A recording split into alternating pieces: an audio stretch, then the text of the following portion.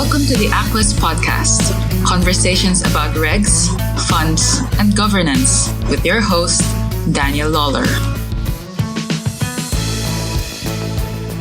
My name is Danny Lawler and I am the Managing Director of Aquest and your host for this podcast. Before I introduce my co-host, let me just take a moment to explain the topic for this podcast, which is CP86, or Consultation Paper 86. So as we record in the middle of June 2018, we're about 2 weeks away from the implementation date for that set of guidance and rules, which is on the 1st of July. CP86 is the name given to the Central Bank of Ireland's body of work around fund management company effectiveness. CP86, Consultation Paper 86, was just the number for the first consultation, which was issued way back in 2014. But the name has stuck. So since then, the reference to CP86 is a reference to this body of work. And what it tries to do is explain what the central bank's expectations are of fund management companies and their directors and designated persons, and how they should act in order to make sure that the firms are compliant with their regulations and that they can demonstrate that they're compliant with all the rules that they're subject to. So as I said, it was published, the final package, at the end of 2016, had an 18-month transition period, which comes to an end in about 2 weeks' time on the 1st of July. So with that in mind, we're just going to chat a little bit about the changes that have come about in the industry as a result of CP86, and maybe look forward to see whether that change is likely to continue or how this might play out going into the future. So for today, I'm delighted to introduce my two co-hosts. I've got Killian Buckley from Duff and Phelps and Conor Molloy from Promontory. He's also on the Council of the Irish Funds Directors Association. So let the guys introduce themselves. I'll start with Killian. Hi, thanks Danny, and thanks for the opportunity to speak on the podcast. My name is Killian Buckley. I'm a Managing Director in Duff and Phelps and Head of our Management Company Solutions in Ireland and Luxembourg. So we would look after a range of UCITS and AIFM clients setting up product in both domiciles. I'm based in Ireland, so CP86 obviously has been a huge part of our offering for the last number of years, and particularly the last number of months. We would have a significant number of clients moving through the CP86 process, transitioning to the new regime. Conor? Hi. Good morning. So just to say thank you very much, actually. It's nice to be here this morning. Conor Molloy is my name. I'm here primarily to represent the Irish Fund Directors Association. I'm on the Council of the Irish Fund Directors Association here in Dublin, which was set up about 3 to 4 years ago at the behest of the Central Bank of Ireland. In terms of actually greater representation through fund directors actually in the Irish market and engaging with various stakeholders, including the Central Bank. My other role actually is with Promontory, financial group in Europe. Promontory is an international regulatory advisory and risk management firm. We are in about 23 countries around the world. Most of our work actually is with banks, with governments, with central banks, governments, with banks, with insurance companies and with fund managers. Cool. And just thinking about directors, Conor, and looking to your side, if we go way back to 2014 when the first consultation on CP86 was issued, it really focused around directors, and in it there was a set of draft guidance at the time that set out the central bank's expectations for how the good board of directors would go about doing their job. Also talked importantly about time commitments and what it expected of directors in terms of the capacity of time they would have over the course of a year, and how they would dedicate a certain amount to their job and have some time in reserve in case issues came up.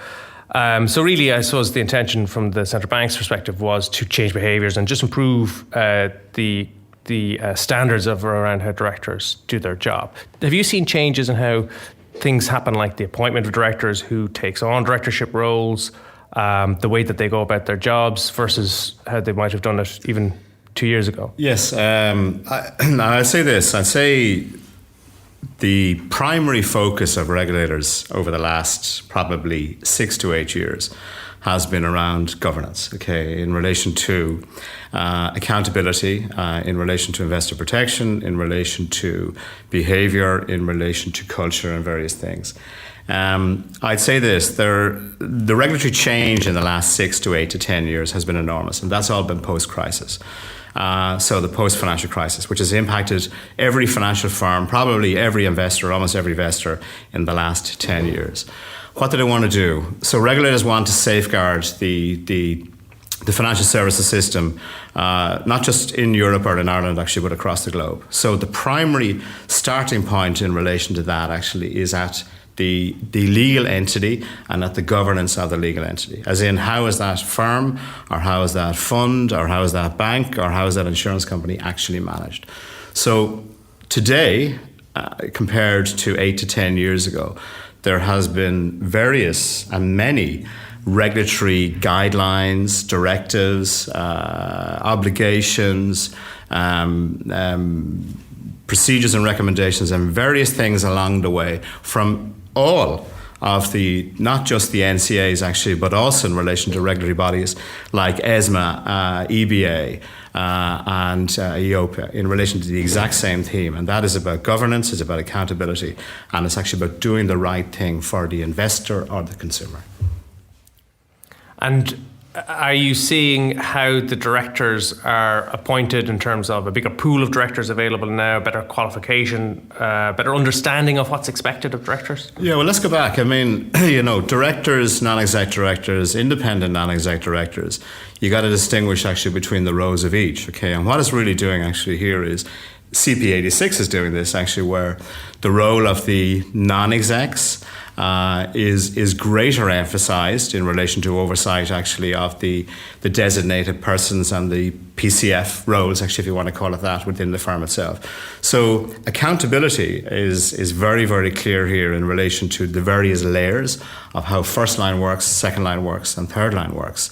I think it's a good document. I don't think there's a huge amount new in it compared to what I've seen in other actually different sectors. So GL11, GL44. So GL11 is coming in on the end of June this year. GL44 was an EBA guideline in relation to internal governance. What is really interesting actually is GL11 is a joint document on governance, internal governance, okay, which is joint with ESMA and the EBA. So what you're seeing is regulatory expectations are being harmonized, or there's convergence in relation to the expectation of directors, executive directors, chairs, and non-exec directors in what their purpose is and where they're accountable to.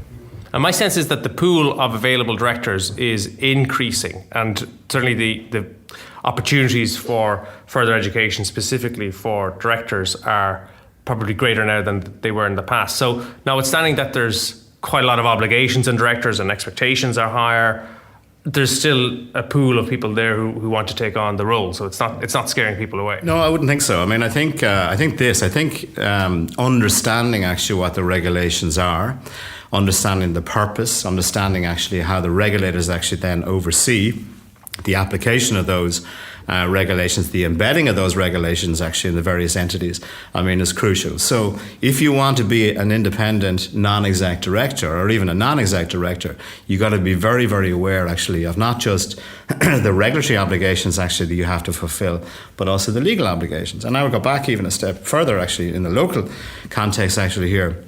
The Companies Act 2014 is very, very clear about actually what it wants in relation to boards and directors and how companies should function. The regulatory guidelines in relation to CP86, in addition to sort of CRD, or in relation to the corporate governance codes actually that come out over here, and also through the EBA and ESMA and everything else, do reflect, in effect, in many, many cases actually, the statutory obligations. And that is the duty of care of directors and the management body actually to act in the best interests actually of all stakeholders, but particularly investors. And Killian, from your side then, I know you don't act as director, I don't think, but you do act as designated person and as fund management company. Are you sort of seeing a different approach from directors? Are you seeing different people being directors than you might have seen a little while ago? How's that playing out on your side? Yeah, to confirm, Duff and Phelps doesn't provide director services. We focus on the designated person role and obviously are a fund management company as well. I think you have to look at the guidance in its sort of entirety, in aggregation really. So I don't think we can sort of isolate the director role versus the designated person role versus the whole organisational framework, to be honest. So, I think what we saw in the guidance was, a codifying of what the bank believed to be best practice when it came to the effectiveness of a fund management company. The reality is probably throughout the last 10, 12 years, the form of self-managed funds or management companies and how those companies are organised took very, very different approaches. From self-managed funds where directors were designated persons through to management companies which had a very non-executive board of directors and a very executive series of designated persons performing roles. So I think you have to sort of consider the relationship between the director and the designated person and what it achieves in its totality, notwithstanding the points made earlier in terms of fiduciary duty that directors have and their duty to investors, which incidentally within CP86 there is a line that says that designated persons should act in the best interests of investors as well. So that's introduced an element of a fiduciary duty that wasn't there previously, or at least wasn't explicitly stated. So I think what we have seen, particularly through this consultation and through its implementation as we get very close to this deadline, is a sort of an enhancement to that designated person role, an elevation of expectation from the central bank in terms of both the seniority of the individual performing the role, their experience and expertise, and also their proximity to the fund itself. And by that I mean, these are delegated structures. So unlike a investment firm or an insurance company, the majority of activities are delegated outwards, be it administration or investment management. And that has its own nuances in terms of how you supervise that approach. And I think the expectation that the bank has, which is a valid expectation, is that there is a sufficient level of communication and level of supervision and oversight between the designated person and those delegates so that the designated person can perform the role. So in that sense, I think the fund structure, to call it that, the virtual fund structure has moved closer to the delegate in terms of day-to-day activity, ongoing oversight. And I think in that, while I certainly don't believe the director role has reduced to any extent, I think it still has it's the same level of importance. And of course, there are now roles such as the organisational effectiveness role, which in many ways becomes a point person, I think, for the central bank in terms of their engagement with the fund structure. But I think what has particularly happened is just a broadening and enhancing of that designated person role. Well, I think we got nearly 15 minutes in before mentioning the organisation effectiveness role, which is a new record. But we'll come back to that in a moment. One of the changes I think that I've noticed is that you don't tend to see directors take on designated person roles anymore. And although they're allowed to do it, they can do it provided they get a separate letter of appointment and they have the expertise and the time commitment available to them to do the job as if the same as any other designated person would do it. Is that a fair assessment? Is sort of that approach of doing both roles sort of not something we're going to see too much of? Well, I certainly don't think our sense from the last year, and I would even say the last couple of months, is that certainly independent directors are not going to take on designated person roles. I mean, I think there are a series of very large legacy structures out there from well-known asset managers who effectively staff up the product with their own designated persons in Europe or further afield, allowing for the location rule that now is in place. So I think culturally, those institutions are comfortable with their own individuals performing the designated person role and potentially being a director as well.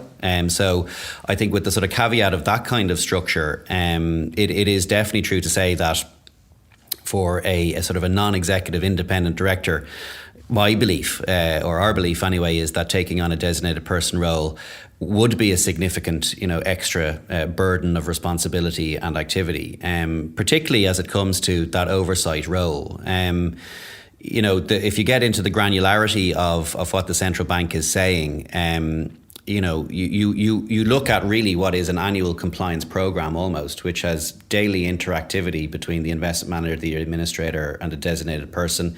The assumption is there are monthly reports and monthly meetings, and there are site visits and due diligence visits that take place. There's testing and verification requirements, and that's only potentially with the administrator. It's interesting to see where the expectations of the bank will fall in relation to interactivity with the investment manager itself. But I certainly think, for a non-executive independent, it sort of is counterintuitive to take on that executive type role as a designated person. Yeah, and sorry, I would agree with that. I mean, I think, at the end of the day, you have to sort of understand, actually, from an INED's point of view, what's their purpose? Their purpose actually is, one, independence, and two, is really oversight. And if an INED actually is performing a designated role, well, in effect, that's a management role, okay? Even though it's allowed, it's a management role, and it gets blurred. It could, in my view, actually detract perhaps the independence, potentially, okay, particularly when things go wrong, actually, in relation to the role of the INED, because their independence then could, in effect, be criticised, okay, or argued to be no longer independent if they have a designated person role, and something there's an issue in relation to that, be it some sort of litigation of various things actually along the way, or even a regulatory issue too. I think the other thing to bear in mind actually is that independence and NEDs actually are part-time, so they're not full-time. And I think it's really interesting, just the reference you made there earlier on in relation to time commitments. I mean, the primary purpose, okay, one of the key features actually of CP86 is about time commitments actually for the board, okay, and for directors, both NEDs and INEDs. And I think that's a critical piece. And particularly if you're on, I think the 20 number, look, it depends how busy those particular entities are, but I do think this. I think that probably prior to pre-CP86 and pre the correspondence that came out back in 2015, it just wasn't possible for a number of INEDs particularly to carry the burden of responsibility and to fulfil their obligations, not just to the funds or to the fund entities, but also to the regulators and really to themselves too, in relation to the amount of work and volume they had, given the time commitment restrictions that were then imposed post that. And 2,000 hours is a very, very generous time allocation in a year. I mean, I just did the numbers there last night. I mean, you're almost working full time without taking any holidays. So that's how hard you guys work. So are you into 14 or 16 hour day, or are you into an average 8 hour day? And yeah. I actually think, 2,000 hours and 20 directorships, is the guidance, okay? And then what happens then is, if you're north of either, okay, then you're into a sort of a high category in relation to regulatory oversight, and then there's various things that the chair and others actually have to sign off on to say actually that you have the capacity to fulfill your obligations. Yeah, it's a tricky one to get that balance right, because one directorship could be 20 sub-funds in a very active fund, and another directorship could be one sub-fund that's a closed-ended property fund with very little activity. So if you look back then at the organisational effectiveness, I mean, and the role of that, I mean, there's a number of different ways that role could be performed, actually, or the reason why that has particularly been called out. But I think that's probably one of them. I mean, one actually is the board, the effectiveness of the board. So if you have an individual on the board who's maxed out on a load of other funds who are extremely busy for whatever reason, they need to make sure that director's responsibilities to the particular board or fund that they are on, with respect to that particular purpose, actually is still satisfactory, or meets the needs of that particular entity. And on the organisation effectiveness role, obviously the guidance on that is drafted very in quite general terms, and the obligation is to have somebody who is an independent director or chairperson to conduct this organisation effectiveness role. Are you seeing, a couple of weeks away, the field narrow in terms of how different directors and management companies are approaching the organisation effectiveness task, or are you seeing it's very different approaches taken by different firms, and it'll be something that we'll see play out in time? I think what would be helpful is guidance on this. Okay, I think what you sort of hear or see out in the market is everybody's trying to interpret actually exactly what that is. It's not that difficult to interpret. Actually, how you apply it is a different thing, okay? And that is something that, people obviously want to, in my view actually, and particularly the INEDs and the members of IFTA want to do the best they can, okay, in relation to corporate governance and responsibility and accountability. But they're a little unsure what's expected. So how will a regulator actually examine or expect or do its own sort of inspection actually of that particular role and the responsibilities of those particular individuals? I think that lack of guidance is on purpose, effectively. I think the central bank wants to see how the industry almost, produces its own view or regulate its own view of the role. I mean, we sort of took a decision internally that, look, we have certain views on how this role might play out. So we effectively built out a process and a procedure we shared with a number of independent directors that we work with. We've built a template report that we think is helpful for those independent directors. It's obviously each of their own decision as to how they wish to approach the role. But, my thoughts were, this isn't a reinventing the wheel. This isn't, an extra series of documents that need to be produced. So everything that is being produced, and as we know, board packs get bigger and bigger, provides the information for that independent director to perform the role. So, we wouldn't propose that there's, much extra activity taking place. However, to the points made, this is very much a step back position and have that ability to have an overarching view of the structure in its entirety, the rest of the board. And bearing in mind there are, tools and mechanisms to do that already, be it the corporate governance code, be it annual due diligences. So we certainly think that through the organisational effectiveness role, it's something of a prism for the directors or that director and the designated person to work together. So I think there needs to be very strong communication between the two. But, I don't see this as something, some people have mentioned this as a supervision of delegate type role. I don't think it's remotely that, or an internal audit role. I don't think it's that either. I think it is very much that step back overarching view. I do think, as I said earlier, that for the central bank, once they get a handle on how this role is being performed, they will see that organisational effectiveness director as their point person to the fund. So I do think those directors will be contacted almost initially, along with the chair in series of inspections or be it distress situations. So I think it has a quite a significant responsibility, but I don't believe a huge amount of extra activity on top of what a director really should be doing anyway. Yeah. So proportionality, I think is important here. You look at the PRISM rating actually and how regulated entities actually are scored from a risk perspective and from a regulatory risk perspective. That'll determine actually, how detailed and how micro the organisational effectiveness role needs to be in relation to responsibility. So it would give it scale or give it volume or give it the size of the fund or various things like that. That is definitely true. That's a right thing. Whereas if you're a medium low or low impact, but particularly a medium low or even a medium, again, proportionality here. The regulator's not going to come in there and expect the same depth, as they will for a high impact type firm. That's just the way it works. But that works for all regulation. So I think there's nothing hugely new here. If you look at the annual compliance statements that are signed off by board and by chairs, the statement of responsibilities as well, it's linking each one of these things to what does get signed off. And if I was a chair, and I've chaired audit committees, and I've chaired risk committees, and I've been on remuneration committees and everything else, at the end of the day, if you're not in full time, you want somebody to tell you, or you need to be able to identify, where the hotspots are, or you want to be informed on certain things. You will ask for certain things or certain information. But, the organisational effectiveness roles actually formalises that sort of process between the link between the board, a board member actually, who then can go down into in effect, the executive management actually of the business or the entity or the fund itself, whatever it is, and actually then check and validate. So go back up the other way. Each of those individuals then know that there's a level of oversight specific to their particular role and function, which needs to be reported on by the chair or by the INED at least annually. And I actually think there's no harm in that. And I think, so looking forward then as to after 1st of July, what we might see, the Central Bank has already flagged a themed inspection around the organisation effectiveness role. So let's guess that's the first thing on the radar. And presumably, it only comes into effect for everybody on the 1st of July. So it'll probably be end of this year into next year before that really kicks in.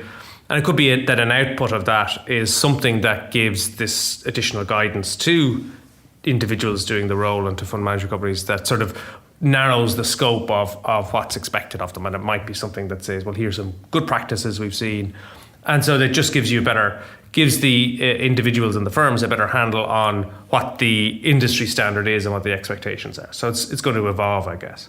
Anything else that you see coming down the tracks in terms of CP86 or where now with it? Is it put away into a box and forgotten about, or? No, absolutely not. And I would say that, certainly the bank's expectation on a cultural shift, let's say, since 2014, I think that has been achieved. I mean, I think there is an industry, acknowledgement that it has raised the bar from a fund management company effectiveness perspective. And we are sort of now in not so much a slightly new era, but we now have information on a page that we should be compliant with, and if we're not, we need to have a pretty good explanation as to why we're not. So, what I would say is I still actually think there is a level of uncertainty as to some of the practicalities, let's say from a reporting and operational perspective, on an ongoing basis. I think everyone is going to be document ready.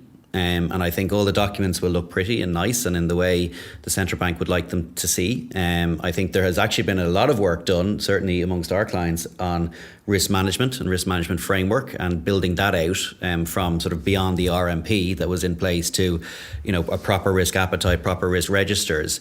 But that has to have an organic live feel to it. And there are challenges with that, particularly as it relates to portfolio information. So, there are various, and again, I think this is potentially a horses for courses conversation, and the bank does mention proportionality when it comes to, portfolio risk. So if it's a daily fund, you need to have information that reflects that, or if it's a private equity fund with one asset and one valuation, that obviously is different to, a more liquid fund. But I think there are sort of many shapes and sizes as to how that portfolio risk role is going to be performed, and the information reporting that goes into that. So I still think, albeit I think we'll see a much more harmonised level of documentation post July 1, I think there's still a body of work to be done on the actual practicalities of it on an ongoing basis.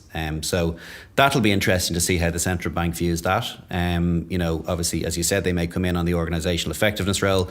When they do broaden out their inspections, it'll be interesting to see what standards they see out there, particularly on that practical perspective. Now you're looking forward to it. We're only here to do a job. What do you think, Conor? Is there? I think a few things. I think what's interesting is how the central bank will handle the amount of data or information coming in. And so the level of, I suppose, intensity in relation to reporting and various things like that, actually. And it's interesting. So, it's very easy to it's not very easy to write regulation, but regulation takes time, to draft, to consult, to go to market, and then to come back and get approved. And then actually the transposition period then is usually quite lengthy. So it gives firms actually quite a period of time actually to be ready for it. But the information flow coming back in once this goes live, I mean, even how the regulators are going to actually manage their own activity in relation to the thematics. So normally what happens is, desktop, so, it's what they did there in the questionnaire there, a little while back actually in relation to you're ready for it. I mean, the same thing in relation to MiFID too. So there's a program of work actually here and a framework that's there. I do see this not just, in the funds area, but regulators are now examining more, so they have more data. And it'll be interesting to see actually the influx of data reporting information, how they will actually cope with that, not just CBI but other regulators as well in relation to similar sort of needs, whatever. I think the other thing in relation to the designated persons and the categories, I mean, it's interesting what they are. I mean, risk, and then capital and financial management, and it's an unusual. I don't think it's wholly unusual, but I just wonder will some of those. I know that some of those functions can be carried out by the same person, and I just wonder will it sit at those 6? Will they go out maybe to maybe 8, or will they just maybe amalgamate 1 or 2 of those roads maybe in time? I don't know. Just a sense that I get in relation to, because some are very clearly distinctive, and others then are quite blended in actually between each other. Yeah. Well, UCIT started out with, did it 6 and it grew to 9, and AIFMD was 15, and so you know. I mean, I think it's only going to aggregate more. So I think, you know, if you take the Lux model, it's 3 conducting officers across sort of 3 functions.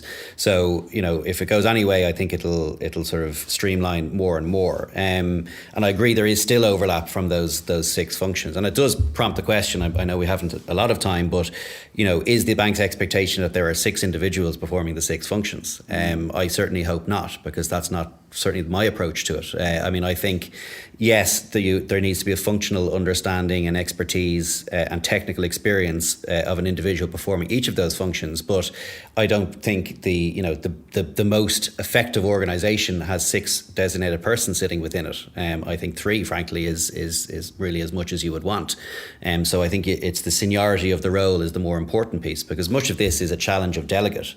It's not performing, you know, a NAV striking. It's not performing a risk calculation necessarily. It's being able to validate and verify and test those calculations or those operations. So, you know, it will be they are very functional roles, but they do overlap. And I think, you know, having 6 people involved in that would be just a little over the top. Yeah, I think the rules are written that you lead at least 2 because of the overlap. But you can't have investment management and fund risk performed by the same person. Yeah, which is I mean, and I've seen this where even in big entities, big fund managers actually, where it's very blurred, okay, between the 2, and then you have this issue around conflicts, okay, and that, so this sort of does split those out. I mean, I go back to simplicity is a great thing in relation to, you know, actually trying to manage the complexity, let's say, of a business. I mean, first line, second, third line, CP120, for example, which is out for consultation right now, is very clear in relation to first, second, and third line,